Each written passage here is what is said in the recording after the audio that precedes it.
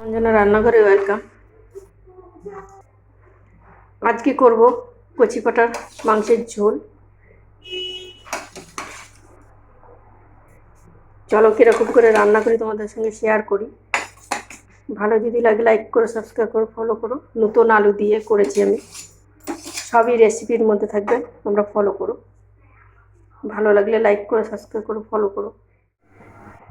মাংসের ঝোল করার জন্য সাদা তেল দিলাম আমি, এটাতে খালি আলুটা ভাজবো।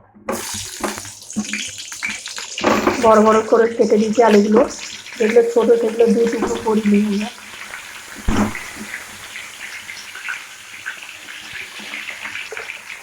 এটাকে স্বাদ অনুসারে অল্প করে লবণ দেবো, বেশি দেবো না, একটা ভাজার জন্য দেবো একটু হলুদ,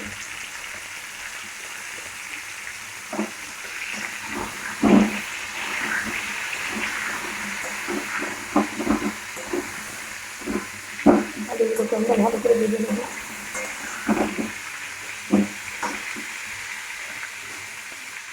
এটা ভাজা হতে হতে আমরা মাংসটা ভালো করে বেছে নিয়েছি,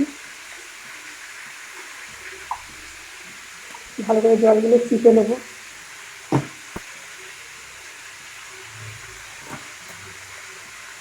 ভালো করে বেছে নিয়েছি আমরা। এখানে আছে 500 গ্রাম মাংস।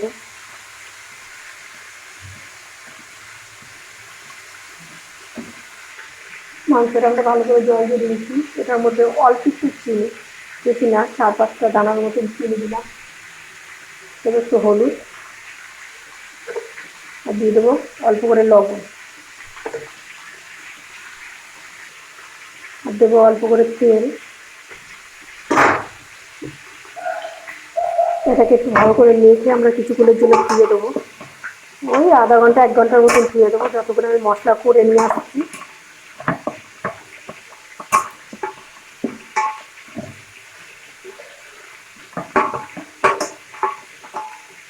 এটা আধা ঘন্টার জন্য একটু রেস্টে থাক।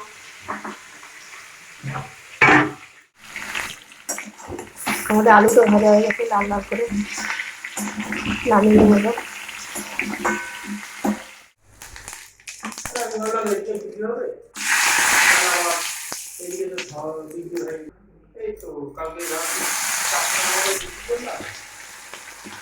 লঙ্কা জিরাটা আমরা দিয়ে দিলাম। সারা কপাল খারাপ হয়ে যাচ্ছে সারা।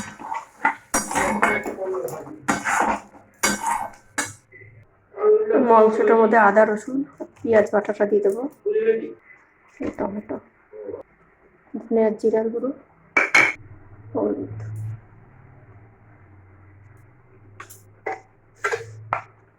স্বাদ অনুসারে লবণ,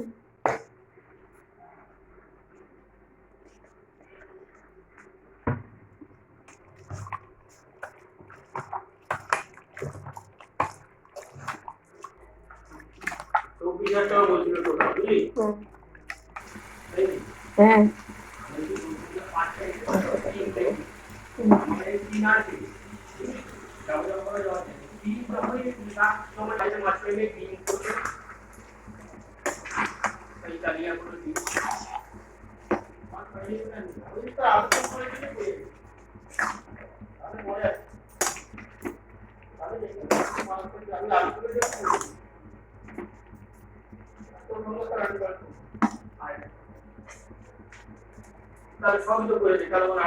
ঢাকা দিয়ে দিই।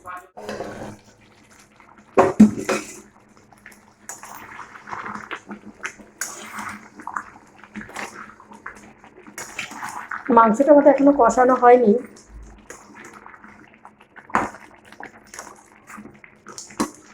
আর একটু ঢেকে দেবো।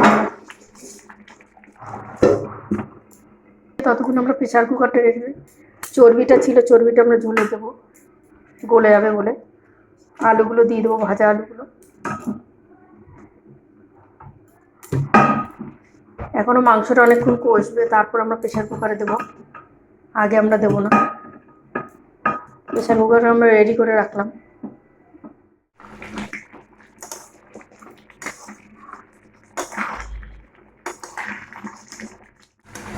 মাংসটা ওতে তেল ছেড়ে গেছে, ওতে কষানো হয়ে গেছে। এটা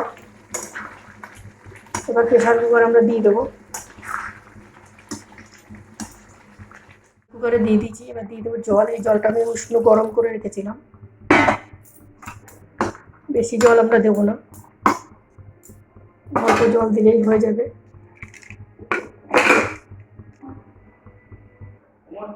প্রেশার কুকার আমি বসিয়ে দিয়েছি, লিভিয়ে দিয়েছি। আমাদের মাংসটা হয়ে গেছে, নামিয়ে নেবো প্রেশার কুকারটা ঠান্ডা করে।